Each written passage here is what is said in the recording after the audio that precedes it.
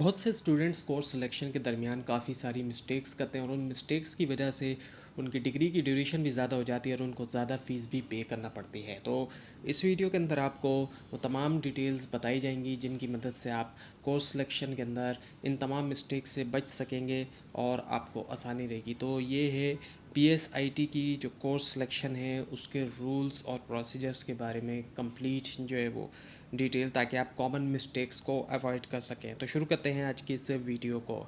अब general rules की अगर हम बात करें तो जो पहला सेमेस्टर होता है वहाँ पर प्री सिलेक्टेड कोर्सेज़ जो है वो दिए जाएंगे और पहला जो सेमेस्टर होता है उसमें फ्लेक्सिबिलिटी नहीं होती इतनी ज़्यादा। तो जितने भी कोर्स दिए जाते हैं तो वो सारे ही आप सेलेक्ट कर लें तो यही आपके लिए बेटर होगा।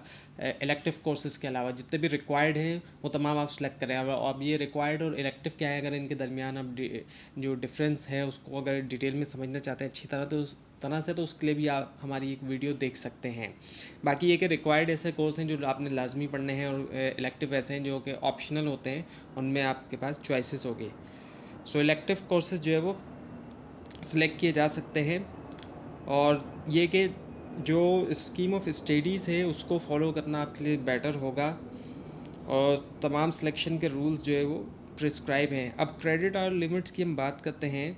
मैक्सिमम 18 जो है वो क्रेडिट आवर्स की लिमिट है पर सेमेस्टर के हिसाब से। अगर हम देखते हैं कि 3 क्रेडिट आवर्स के जो ज़्यादातर कोर्स होते हैं तो वो फिर 6 बनते हैं 18 क्रेडिट आवर्स के हिसाब से एक सेमेस्टर के अंदर। लेकिन 21 क्रेडिट आवर्स भी अलाउड हैं, कुछ स्पेशल सर्कमस्टेंसेस हैं वहाँ पर।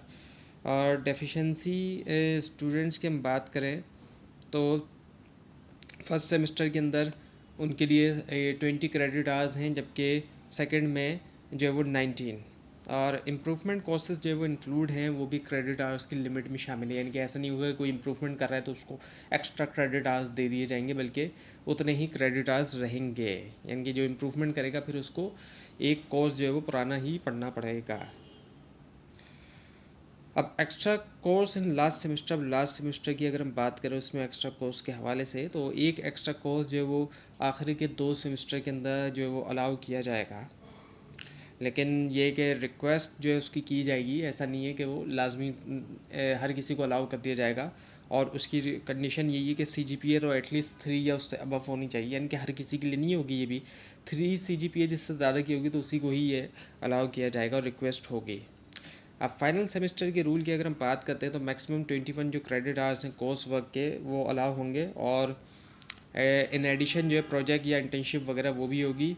और तमाम ये भी एक चीज़ है कि ये इतनी क्रेडिट आवर्स ऐसे सिचुएशन में अलाउ होंगे कि तमाम जो डिग्री रिक्वायरमेंट है उसी सेमेस्टर में कंप्लीट हो रहे हो। और प्री रिक्विजिट और जो स्पेशलाइजेशन के रूल है उनको भी फॉलो किया जा रहा है। प्री रिक्विजिट क्या होता है, इसकी भी डिटेल मौजूद है, लेकिन ये कि प्री रिक्विजिट से मुराद ये कि बेसिक कोर्स कंप्लीट किया हो एडवांस कोर्स से पहले, क्योंकि कई सारे एडवांस कोर्स होते हैं उनसे पहले प्री रिक्विजिट के जो बेसिक कोर्स हैं वो कंप्लीट करना लाजमी होते हैं। और जो स्पेशलाइजेशन के रूल्स हैं वो भी लाजमी तौर पे फॉलो किया जाए। अब मिनिमम कोर्स लोड की हम बात करें तो कोर्स लोड जो है वो स्कीम ऑफ स्टडीज़ के मुताबिक हो और स्पेशल केसेस के अंदर मिनिमम जो है वो 3 क्रेडिट आवर्स हो सकता है।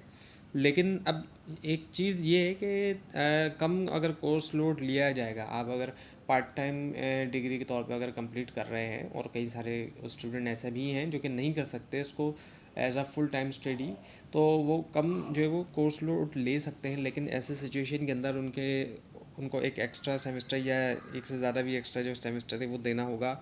और फिर जो कॉस्ट है डिग्री की वो भी ज़्यादा होगी, जितने ज़्यादा सेमेस्टर होंगे तो उतनी ही ज़्यादा कॉस्ट होगी। BS में वैसे ही 8 सेमेस्टर हैं, तो फिर उनके जब वो कोर्स लोड कम रखेंगे तो उनके सेमेस्टर जो वो 10 भी हो सकते हैं, 12 भी हो सकते हैं।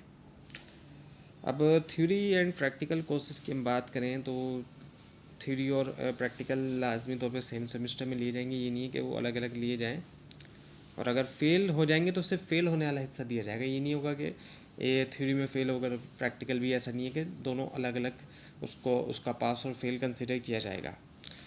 अब जो ऐसे कोर्स हैं जो B ग्रेड से कम है उनको इम्प्रूव किया जा सकता है, उनकी इम्प्रूवमेंट जो है वो दी जा सकती है। और इंटरव्यू एग्जामिनेशन स्टूडेंट्स की हम बात करें तो जो लिस्ट है नॉन एग्जाम्प्टेड स्टूडेंट्स की वो प्रोवाइड की जाएगी और मैक्सिमम 21 क्रेडिट आवर होंगे पर सेमेस्टर। मिनिमम लोड जो है फॉलो किया जाएगा स्कीम को। अब फाइनल ईयर प्रोजेक्ट की हम बात करें तो इसमें टोटल जो है वो 6 क्रेडिट आवर्स होंगे टोटल पूरा का पूरा प्रोजेक्ट, लेकिन ये 2 हिस्सों में डिवाइड है। 3 क्रेडिट आवर्स 7th सेमेस्टर में और जो 3 है वही 8th सेमेस्टर के अंदर भी, तो ये 3 और 3 इसका सम जो है वो 6 होगा। और इसकी इनरोलमेंट की हम बात करें फाइनल ईयर प्रोजेक्ट की, तो मिनिमम जो CGPA होनी चाहिए वो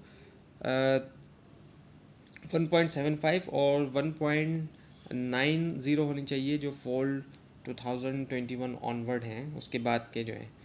और मिनिमम जो है क्रेडिट आवर्स कितने कंप्लीट किए हों, वो 90 क्रेडिट आवर्स एटलीस्ट कंप्लीट किए हों।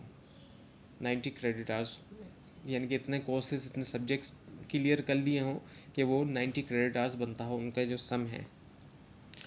अब कोर्स सिलेक्शन का थोड़ा सा प्रोसीजर अगर हम देखें तो क्या कहाँ से किस तरीके से होगा कि LMS पे आप जाएंगे, वहाँ पे आप जाके ओपन करेंगे जो स्टूडेंट सर्विसेज है, फिर कोर्स सिलेक्शन के ऊपर क्लिक करेंगे और F ग्रेड और जो इम्प्रूवमेंट कोर्सेज है उनको प्रेफर करें। आप कोशिश करेंगे पहले उनको करें जिसमें F ग्रेड आया, अगर कोई फेल हो गया कोई कोर्स तो उसको, और जिसमें आपने इम्प्रूवमेंट देनी जो B ग्रेड से कम वाले हैं उनको सेलेक्ट करें, कोर्स को सेव करें उसको।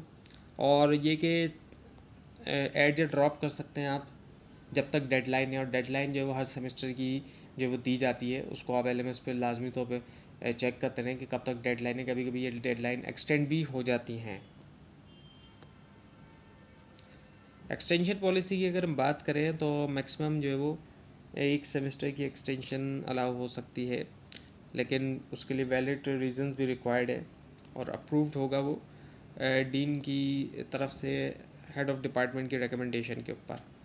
और जो रिकमेंडेशन की हम बात करें इस पूरे प्रोग्राम की रिकमेंडेशन अगर हम देखें VU की तरफ से हम देखें तो यही है कि जो फुल टाइम रेगुलर स्टूडेंट्स हैं वो प्रेस्क्राइब स्कीम ऑफ स्टडीज़ को फॉलो करें। यानी कि जो VU की तरफ से प्रेस्क्राइब स्कीम ऑफ स्टडीज़ है कि कौन से सेमेस्टर में कौन कौन से कोर्सेज हैं उसको फॉलो करें, जो फुल टाइम रेगुलर स्टूडेंट जिनको कंसिडर किया जाता है, जो फुल टाइम स्टडी कर रहे हैं, जो पार्ट टाइम नहीं कर रहे, जो फुल टाइम अपना दे रहे हैं स्टडी को, उनके लिए।